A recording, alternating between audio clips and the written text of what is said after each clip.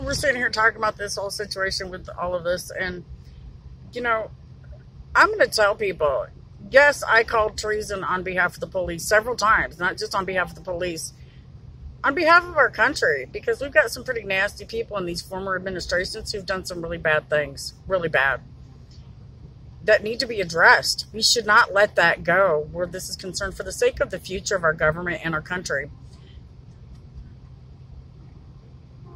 My point with some of this stuff is that, with what I did, calling treason, no one's ever verbally accosted me or been mean or nasty to me, like tried to attack me or assault me or any of that. However, people do stuff underhandedly. And I have to feel that somebody who's smart enough to know that people get lured and they get conned, sometimes purposely, so people can abuse. It's called exploitation, and it should be a hate crime in the state of Michigan if it's not, because I'm disabled. So is my son. The dog's even disabled. So for these people to, and my other point, this dude came from out of the state. The police know him. He came from out of the state knowing, and I'm pretty sure they know, that he knew who I was. He said his son owns a bar. This man came out of the state in order to do this. And I have to feel like, because he mentioned the neighbor and all this and that, this was purposely provoked. Even he said something about the neighbor and the Trump supporter across the street from him coming together with other neighbors to try to pick with me. The dude who bought the property, who I bought the property from, even he said that. He couldn't believe these people had behaved like this, according to him.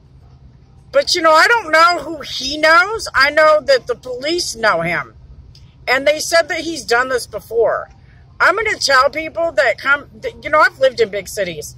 And they actually have people in big cities that target homeless people in order to hurt and harm and sometimes even kill and rape and steal from, all of that. So I have to feel in this situation like that's exactly what occurred.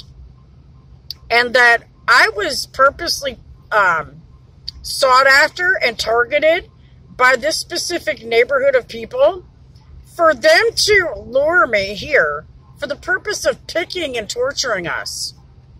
Because, people do that type of stuff. It's not unheard of.